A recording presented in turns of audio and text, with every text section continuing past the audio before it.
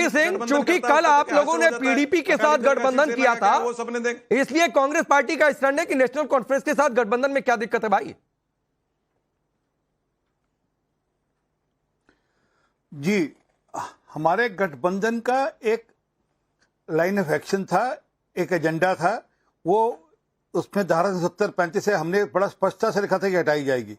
जरा कृपा कर कर वो जो हमारा कोalition का मैनिफेस्टो था, जो हमने हमारा गठबंधन चुनाव के बाद हुआ था और हमने अपना एजेंडा अलग बनाया था, दोनों पार्टी ने मिलकर कंबाइंड गवर्नेंस का एजेंडा बनाया था। परंतु इनका जो एनसी का एजेंडा है, जरा उसके बारे में बात कर लें तो, और इसका इनके बारे में एक एक बात का जवाब दे दें। ये ठीक है अगर के हमारे को नहीं मंजूर, जैसे ये कह रहे कि इनका कहना 370-35 से नहीं होनी चाहिए, इनके नेता दिग्विजय सिंह से बड़े नेता वो कह रहे नहीं 370-35 से वापस आनी चाहिए।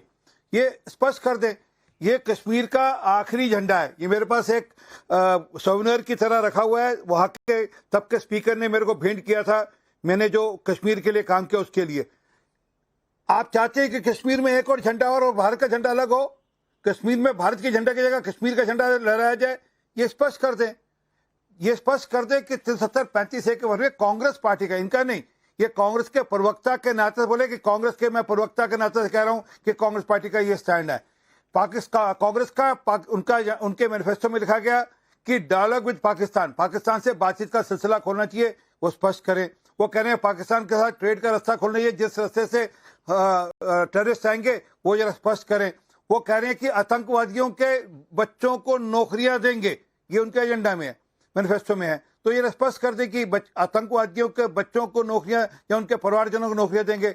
उनके मैनिफेस्टो में है कि जितने पत्थर फेंकने वाले थे, पत्थरबाज, स्टोन पेल्टर थे, उनके सबके केस वापस लेंगे। हाँ, 370-35 से आने के कारण से दलितों की नौकरी नहीं मिलेगी, दलितों को वोटिंग का अधिकार चला जाएगा, जरा वो भी बता दें। उनके हिसाब से 1953 से पहले का स्टेटस वापस लाना है, जिसका होता कि कश्मीर का अलग से प्रधानमंत्री होगा, कश्मीर का अलग राष्ट्रपति होगा। ये उनके मैनिफेस्टो में है। जरा इनके बारे में लाइन स्पष्ट कर दें। और दो बातें छोटी सी और बता दें। फारूक अब्दुल्ला ने अभी हाल में कहा कि हमारी सेना पाकिस्तान के आतंकवादियों से मिली हुई है, जरा उस बारे में बता दें। और दूसरा, फारूक अब्दुल्ला ने कहा था कि चाइना हमारे इंटरवीन करे, कोई धारा 335 से हटा दिया गया है, इसलिए चाइना का इंटरवेंशन जरूरी है।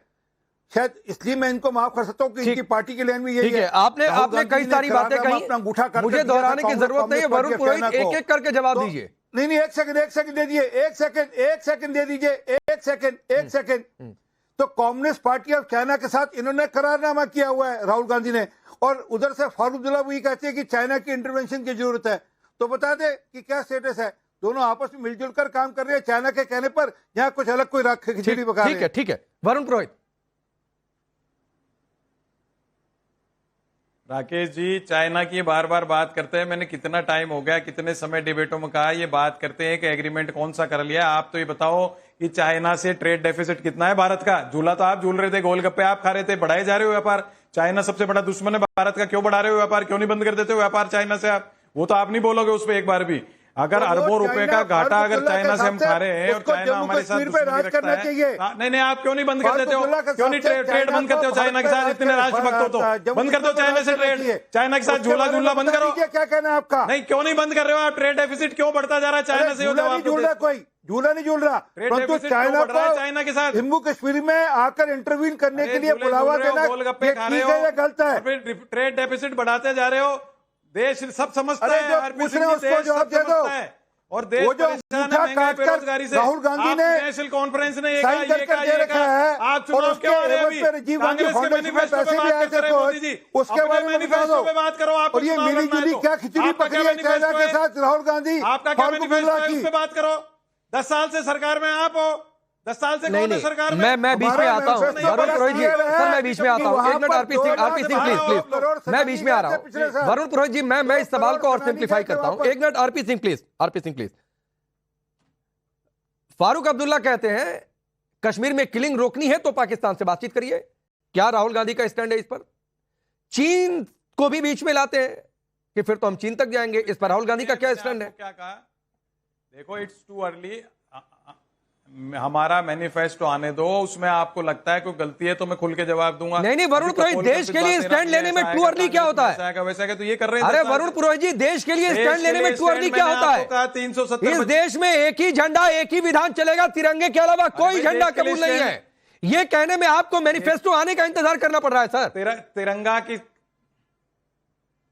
अब सुन तो लो मेरी बात को। आप तिरंगे को कौन नहीं मानता था, कब तक नहीं मानता था? ये सर तो प्लीज नहीं, अभी सर बीजेपी आरएसएस नहीं आया, आज तिरंगे में लिपट के अभी मत जाइए उधर। शहीद हुए।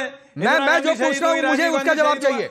आपकी बीजेपी से अपनी राइवलरी क्या चल रही है सर, वो आप लोग करते रहिए, मुझे उससे कोई मतलब नहीं है। मैं आपसे सीधे से एक सवाल पूछ रहा हूं, इस देश में एक झंडा एक विधान, इस पर स्टैंड लेने में आपको मैनिफेस्टो आने का वेट क्यों है? एक झंडा एक विधान चलेगा, एक झंडा एक विधान चलेगा। मैंने पहले भी कहा, अभी फिर कह रहा हूं, और राहुल गांधी का स्टेटमेंट भी आपको यही मिलेगा अभी आने 2-3-4 दिन में, जो भी देखोगे आप चुनाव में। ये तो आरपी सिंह जी का है, 4 जून के बाद। सर राहुल गांधी ने, आप राहुल गांधी के स्टेटमेंट की बात कर रहे हैं वरुण पुरोहित। राहुल गांधी ने कश्मीर को उग्रवाद प्रभावित राज्य बताया था। राहुल गांधी ने कहा था कि मैं वहां गया, हिंसक नहीं था, इसलिए आतंकियों ने मुझ पर हमला नहीं किया। पुलवामा को आतंकी हमला नहीं, कार धमाका कहा था। यह भी राहुल गांधी का स्टैंड है। मुझे एक मिनट राकेश जी, मुझे एक छोटी टिप्पणी करनी जरूरी है इनके तिरंगे को लेकर। बोलिए, उसके बाद एक साथ जवाब दीजिएगा वरुण पुरोहित। के लिए सुनिए, आपकी जानकारी के लिए, अरे एक मिनट सुनिएगा, एक मिनट आपकी जानकारी के लिए, उस तिरंगे के लिए माननीय मोदी जी और माननीय मुरली मनोहर जोशी जी गोलियों और तोप और बंदूकों की और गोलेबारी के छाव के अंदर वहां पर गए। वो जब गोलियां चल रही थी वहां पर गोले बरस रहे थे, उसके बीच में तिरंगा लहराने गए। आपकी जानकारी के लिए। हो गई टिप्पणी हो गई। आपकी जानकारी लिए बताऊं कितनी गोलियां खाई इंदिरा गांधी ने? राजीव गांधी ने क्या खाया? बम खाया। आप तो कह रहे हो गोलियों में गए थे, भूल गए राजीव गांधी इंदिरा गांधी की शहादत को? नहीं, क्या प्रश्न करते हो आप? 10 साल से आप सरकार में हो, जवाब आपको देना है हर चीज का, कांग्रेस को नहीं देना है। और आपने क्यों किया, किस किस पार्टी से जवाब आपको देना है सर, जवाब बोल कर देते हो। मैनिफेस्टो में ये था, कांग्रेस के मैनिफेस्टो में ये था। अरे आपके मैनिफेस्टो में क्या है वो बताओ? तिरंगा कौन नहीं फहराता था इतने साल तक देश के अंदर? तिरंगा कौन नहीं फहराता था इतने साल तक? मैं कभी ये प्रश्न नहीं उठाता हूँ, पर राकेश जी ने उठाया जब बोल रहे होंगे बात में। नहीं, मैं आगे बढ़ता हूँ।